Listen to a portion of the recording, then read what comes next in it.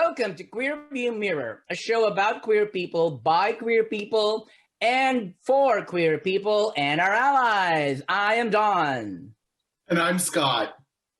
And today we have a fascinating interview with the Reverend Ralph Carl Wuske, who is gay and has a lifelong career in the church.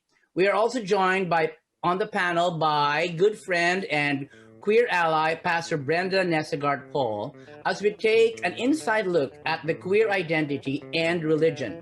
Scott, how important is it for someone to be queer and keep their religion?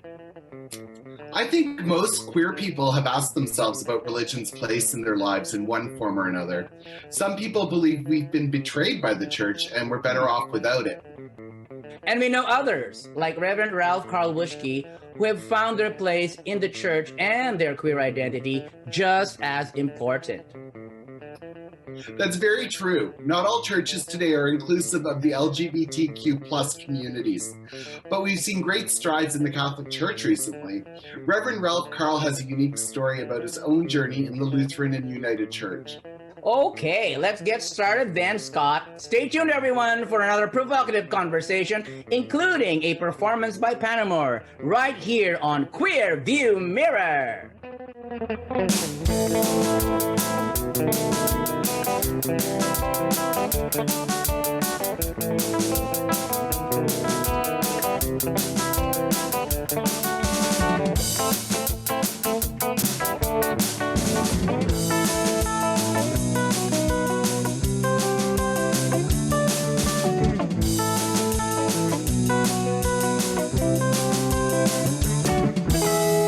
Welcome back, everyone. Today, we are discussing the role of religion in the queer community through the story of Reverend Ralph Carl Wuske.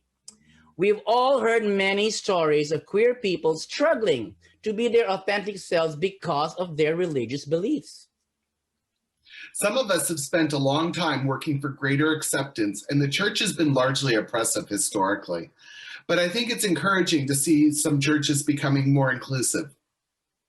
Absolutely true, Scott. For instance, in today's interview with Reverend Ralph Carl, his commitment to both his queer identity and his religious identity created a unique path for him, even though the Lutheran Church at one point rejected him in his career.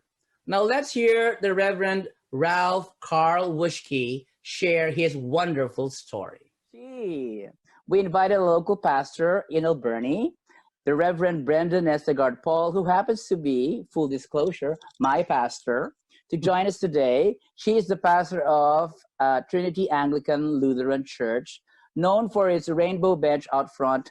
Welcome, Pastor Brenda, the only one that has a rainbow bench. Hi. Thank you for being with us on the show. Scott? Glad to be here.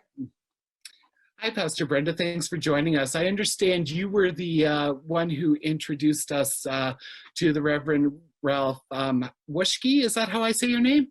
Yes, that's good. Thank you. Can you give us a bit of background and introduce him to our audience? Pastor? Yes, of course. I'd be happy to do that. Hi, Ralph. Hi, Brenda. By the way, do you prefer Ralph Carl or Ralph? Well, it's a late in life affectation, but I do prefer Ralph Carl, but I'm not really, that fussy about it or anything. As you may know this, Brenda, from our, the Venn diagram that we share, that my maternal grandfather was Carl. Yes. And I'm named after him. And, I admire him immensely. And most of my life, I feel more like a Carl than a Ralph, but it's a little late to get rid of the Ralph. But I find if I introduce myself to someone who's never met me before, and I say my name is Ralph Carl, they remember the Carl, not the Ralph. So that tells me something. Gets me curious. How does it feel to be a Ralph and a Carl? All right. Well, then you will be Ralph Carl for this interview. Okay. Okay, so I gathered much of this intro from your congregation's website, and so I trust you'll fill in any blanks. Sure. Ralph Carl Wuske was born on a farm in southeastern Saskatchewan. Baptized, confirmed, and ordained at St. John's Lutheran Church, Wapala. His first call was to Dannevirke Lutheran in Redverse, Saskatchewan. As an aside, his home congregation is a congregation that my husband served a number of years ago. Anyway, Ralph Carl served the Dannevirke Lutheran congregation in Redverse from 78 to 84. And after coming out, the Evangelical Lutheran Church in Canada, or let's just call it the ELCIC, the church's policies precluded him from receiving another call. So through the 90s, Ralph Carl worked in the HIV/AIDS movement, and then he returned to called ministry in the United Church of Canada in 2000. Ralph Carl served Bathurst United Church until 2018, as well as being a chaplain for the University of Toronto. In 2019, because of the change of policy that had occurred in our church, the ELCIC, back in 2011, Pastor Ralph Carl came home to our Lutheran church and is currently serving the oldest Lutheran congregation in Toronto, where he lives with his partner of 22 years. Pastor Ralph Carl has a passion for worship, preaching, social justice, and pastoral care. Anything you'd like to add? Not really. I think the questions will cover everything. That's you know, when you're my age, it's hard to get everything into one paragraph. Okay. Well, over to you, Don. Well, I guess that explains something that Scott and I have been discussing. Of course, there's always Google and there's always the internet. So actually, Scott did a little research on Pastor Ralph, and he found there was a gap somewhere. And I guess your explanation, your introduction, sort of like explained why the gap was. Right, Scott? Remember that? Yeah, exactly. Yeah, we saw, we were reading your bio and we saw that big gap in your, well, I guess resume. And that answered the question. So you kind of went away from the church, I guess. And maybe that's the wrong terminology, but, you know, you heeded another call, shall we say, for a number of years and then went back. Is that correct? Yeah, I mean, the way I put it, and it's not original to me, but the church left me. I didn't leave the church. Mm-hmm. I mean, just to be really clear, I did leave my first call in 1984, and that was at Redverse in Dannevirke, and also two other congregations nearby. Well, one other congregation nearby, but I left in order to come out. So I had a very lovely 6 years in, you know, rural southeastern Saskatchewan there, and I really just decided that ethically I didn't want to come out while I was there in that parish, because it would be so disruptive. You know, they didn't call a gay pastor. Why should they have to kick one out? You know, it was 1984. I realized, you know, that there was no way that this could end well. So I just left without call in the hope that I could, you know, come out on my own terms and then approach the church through the bishops in what was then the new ELCIC, and just say, you know, look, guys, and they were all men. I'm a gay pastor. It's just part of me. It's not the, you know, it's not the essence of me, or it's not the only thing about me. And I just like to have a call to a congregation that knows, you know, from the get-go that's who they're getting. And that just seemed incomprehensible to the bishops of the day. So I was sort of ahead of my time. After the new ELCIC was formed, 2 years later, I, you know, was informed by a letter from the Eastern Synod, where I was rostered, that I was being removed from the clergy roster because I was without call. And someone said, well, Ralph, you weren't removed because you were gay. You were removed because you didn't get a call. I said, well, like, why didn't I get a call? Because everyone knew I was gay. So a chicken and the egg scenario. Yeah. So then I was, you know, removed from the roster. There was nothing I could do about it. A lovely story associated with that. Some of you may know the name Mary Hunt, a very famous, well-known lesbian Catholic feminist liberation theologian in Washington, D.C. I happened to be talking to her the day I got the letter from the ELCIC in 1989, and I was so sad. You know, I said, Mary, I just got this rejection, you know, from the church. And without missing a beat, Mary Hunt said, Ralph, the rejection of the institutional church is the good housekeeping seal of approval on your ministry. Amen. Never forget that. Amen. I So- love that. So I took it on faith. And so then there was a big gap. Then I was actually working for the United Church at that point in a retreat center. And then I went on, as my bio says, to work in the AIDS movement for the entire decade of the 90s. From 1990 to 2000, I worked in HIV AIDS the whole time. But then just, the pastor in me just couldn't stay out. So I realized, I finally bowed to the inevitable. I mean, people have been saying to me for years, why don't you go to the United Church? Like, why don't you just go to the United Church? No, I'm a Lutheran. No, I'm a Lutheran. Go to the United Church. No, I'm a Lutheran.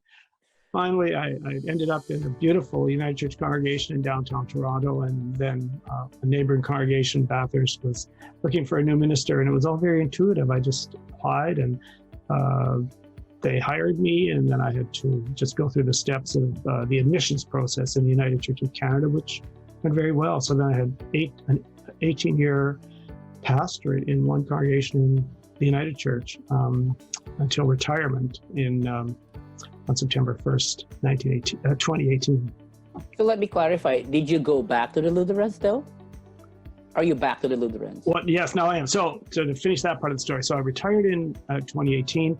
I had 1 year off from September 1st, 2018 to September 1st, 2019, which, as I say, was either a failed retirement or 1 year off for open heart surgery, which also took place during that time.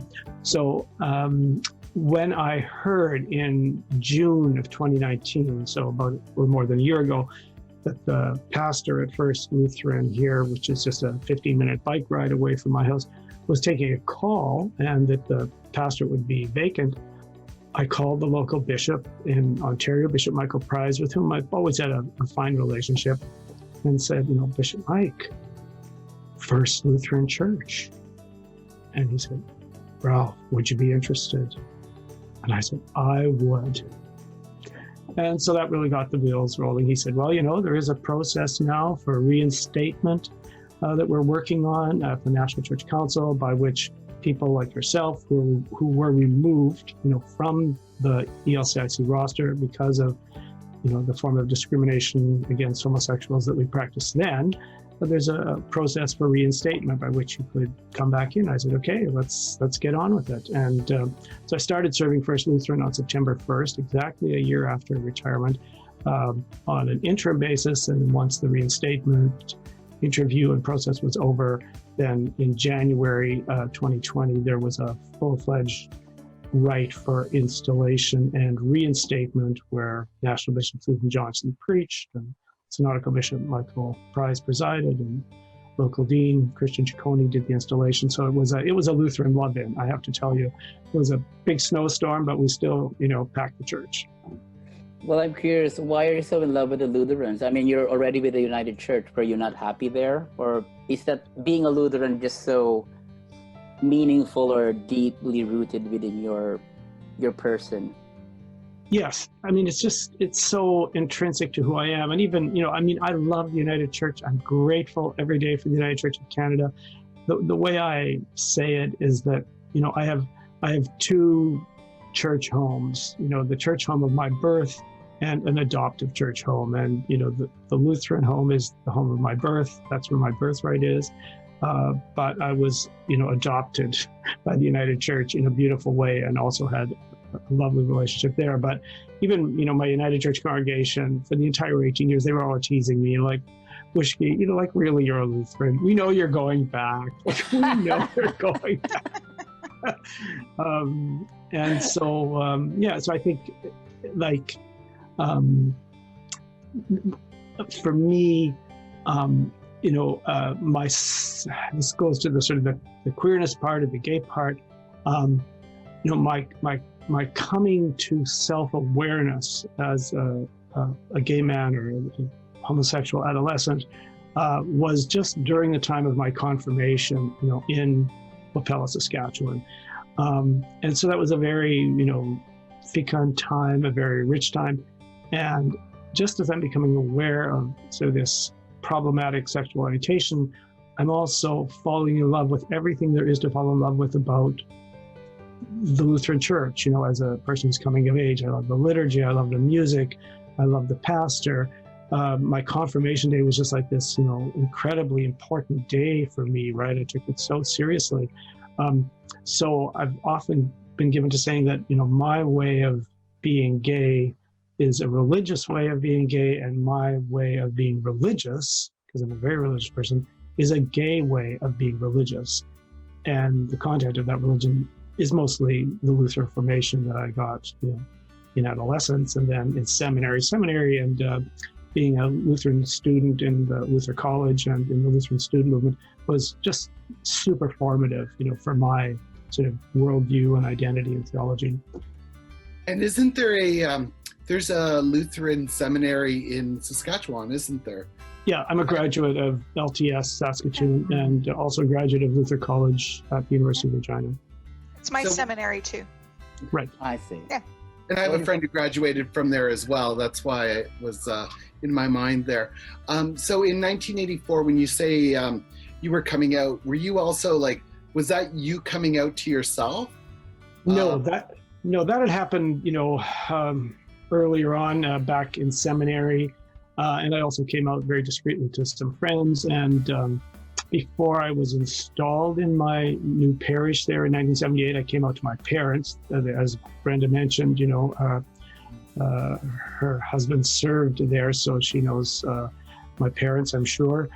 So I wanted them to know, what was going on, because I thought it could be a little lonely down there in Redverse by myself in that big 3-bedroom parsonage. People are going to be pressuring me to get married. I'll need lots of support. So I came out to my parents in 78, but I was not out as a matter of public record. Mm-hmm. So I always felt that I was living this double life and having to dodge questions about marriage and that sort of thing, and, play this ruse of being a straight pastor. And so that's really what I wanted, by leaving the pastorate in 1984. I wanted the freedom, to come out. And I also realized, over those years from 1978 to 1984, I was going to queer Lutheran conferences in the U.S. every second year. I was meeting a lot of, the language of the day, gay and lesbian Lutheran pastors and lay people. And I met, some much older pastors who'd, been in the closet for 40 years of ministry. Oh my God. I could see how much it had hurt them, and that, spending a 45-year career in the closet is just a recipe for becoming neurotic, or, sort of contorted in some way. And I just didn't want that. I didn't feel it was healthy, didn't have integrity, and certainly wasn't living by grace or living by faith. So I realized I had to come out for the good of my mental health and for the integrity of my faith. I'm in tears, actually. What a time to be alive. Certainly I remember the world in 1984, compared to now. And, so many things, so much stress and anxiety and secrets that we had and had to hold back then just seem so ridiculous now, don't they? And, it's so hard to live a life that's not authentic. Mm-hmm. So, yeah, authenticity was a very important word for me. Mm-hmm. And, I always think of the children, the younger people, the people that are in their 20s and 30s and even 40s now that didn't have to deal with, what we were living with back then. So, you're very brave, and, kudos to you for that time. Scott, I agree and I disagree in a sense, because I've worked as a university chaplain for the past 20 years, 18 years at U of T, and now I'm also sort of doing some campus ministry at Ryerson University. And I think in some ways we had it easier, especially before HIV/AIDS. There was a real gay panic that set in society after AIDS. The AIDS education was also a lot of sexuality education. But I actually think that broad awareness of sexual diversity and homosexuality sort of has made it harder for, in some ways, in this time. I meet a lot of students, very young students in their millennials before 20, in their early 20s, who come from, conservative religious groups. And it's just incredibly difficult. Their parents want to force them into conversion therapy because everybody's aware that conversion therapy is an option. But when we came out, there was no such thing as conversion therapy.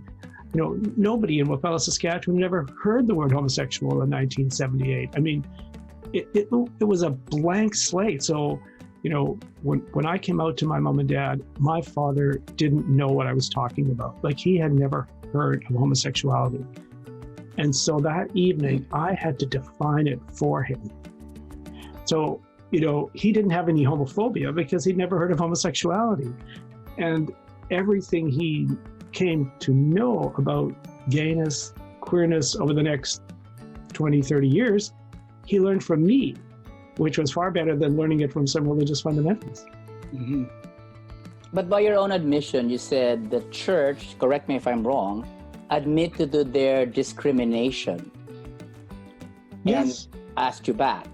Actually, they didn't ask you back. You actually called them and asked. They asked you if you were interested, but they didn't necessarily ask you back. You're the one who called them and said there's an opening, and they're the ones who said that if you're interested, and they offered it to you. Yeah, I mean, when I said I would be interested, Bishop Mike says, we'd love to have you back. And I was always, clear, even, in the rite of installation, we did, or in the installation service, we did a big rite of repentance and reconciliation at the beginning of the service, acknowledging, the sins of the past, if you will, and the cost that queer people paid. Was that in a way a form of apology? Because I sincerely think they owe you an apology. I mean, they owe so many people an apology. I'm sorry, but that's how I feel. The whole church. Yeah, it was a right for the whole church. It wasn't just about me, and it's a right that could be used again. It's been shared with all the bishops and the ELCIC. So, I guess, I could choose to be an angry, bitter, old gay man, for the rest of my days, or I can choose to forgive, move on, reconcile, and, And that's very big of you. I mean, I admire you. Well, thank you. For me, it just seems intuitive. And because I always felt, even though, I felt that the institution, I knew that the institution was wrong. I knew they were wrong in 1979 and 1984. And I knew that as, what baptism means in a Lutheran understanding, they couldn't take that away from me. And that eventually it would be theology that would get them there, and eventually it did, right? There was a very interesting, one of the gay Lutheran seminarians in Berkeley who came out in the 80s, Joel Workin, he died very early, of HIV, but he wrote a beautiful meditation on the prodigal church. So he takes the parable of the prodigal son, and most people would say, well, it's the homosexual who's the son who takes his inheritance and squanders it, with wild living. But Joel Workin says, it's the church that's the prodigal. Wow. It's taken its inheritance of grace and inclusivity and unconditional love and squandered it and not used it rightly. And then the church has to come back, say, will you take me back? And I think that's really a beautiful way of using that scripture. That is so profound and so powerful. Mm-hmm. Well, thank you. We're almost out of time, but what words of advice? I still have one more question though. So I understand it's important for anybody to be, to come out and be authentic and live your authentic life. That's already understood. But what I'm trying to understand is, why is it important for you to still stay in a religion that has virtually rejected you before? And I know you're forgiving and everything, but there's a core reason for that. Like, why did you choose to stay in that religion? Why did you choose to stay in a religion? Well, it's not a choice, actually, because, I guess it is a choice, but it's also a destiny. Like, as I said, I can't imagine being a non-religious person. Like, my gay identity and my religious identity are so completely intertwined that, it's inconceivable, really, not to have them there all the time. And I think that, a religious, if we don't, religion is like the fourth leg of the stool in our life, right? We've got our intellect, our physical knowledge, our emotional life, and our religious life. And so, to draw on the medicine wheel. And so if we give up or don't have a religious way of knowing, we're that much poorer for it, right? It's a way of perceiving our experience in the world around us. So it's not so much a choice as a destiny, really. I guess it's something that stems from within. Yeah. So what advice would you give in closing, like words of wisdom and, people who have been in the closet for 40 years? I'm glad I didn't stay that long in the closet. I couldn't stand it. Because like you, I did try to play it straight, and I thought if I acted straight long enough, the gay would go away. Thankfully, that did not happen, and I'm happy about that. Yeah. But what advice? There are still some people who are struggling. There are still some people who are conflicted. There are still people who are they're scared. What would you have to say to them? I mean, my main piece of advice is, your religious identity comes often with your cultural identity. It's your birthright. And, you have to make a distinction between the ways that religion is used unethically or violently, and try to find what is it in your religious tradition. I don't care which religious tradition it is, Islam, Judaism, Hinduism, Sikh, find those parts of the religion that can be your friend. Like what can be your friend as a queer person, and your ally and your support. Don't let those who want to subvert the goodness of your religion and turn it into your enemy and clobber you with it. Right? It has just been such a privilege, Ralph Carl, to be able to hear more of your story. And as a child of this particular tenet of Christianity as well, who left it for a while and came back to it by choice, not by habit, I am so very thankful that we are also able to show that we can change and that we can be open to what the spirit of all-inclusive love is really pushing for us all to be and to do. And I'm so thankful that that has exploded in your life. Thank you. Well, God's blessings on the ministries of all three of you. So I'm happy to have met you here tonight. Carl, it was an honor. Thank you so much for sharing your thoughts and your experience. And Pastor Brenda, thank you so much for joining us. That was another provocative interview, Scott. It just gets more interesting all the time. We hear these kinds of stories from our community. I really appreciated that Reverend Ralph Carl was true to himself and came out when he was ready, because that's really the important takeaway here. Although the Lutheran Church had rejected him, he found his place in the United Church. It's amazing that years later he returned to the Lutheran Church after it had evolved with the times. It's a wonderful story of Reverend Ralph Carl's personal journey and the evolution of the Lutheran Church. So, do we as queer people need the church? Does it need us? Ralph Carl helped us explore all these questions with the faith that if you are queer and authentic, you will eventually find where you belong. It was really important, I think, to hear that Ralph Carl honored his gay identity first and chose to believe the church had to evolve with the times. If church traditions can evolve, there's actually a lot of hope for the future.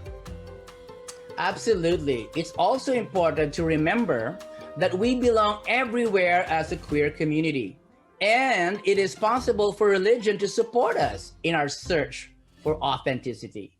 The choice is ours to make. I'm so thrilled about our episode today, Scott. What a conversation. We explored the queer identity and spirituality coming together through one person's journey. What did you think about our message today? I always enjoy having conversations around the history and culture of our queer community. It's always evolving. I love that we're so diverse, and it's great to see religious institutions are moving towards real inclusion and giving us choices. Oh, amen, I guess. This is a real gift to share today. Maybe, Scott, we are moving past a difficult time in history and bringing religion with us into the current times. If so, we can only be a positive influence in this trend. Thank you so much, everyone, for joining us today. We will see you next time on Queer View Mirror.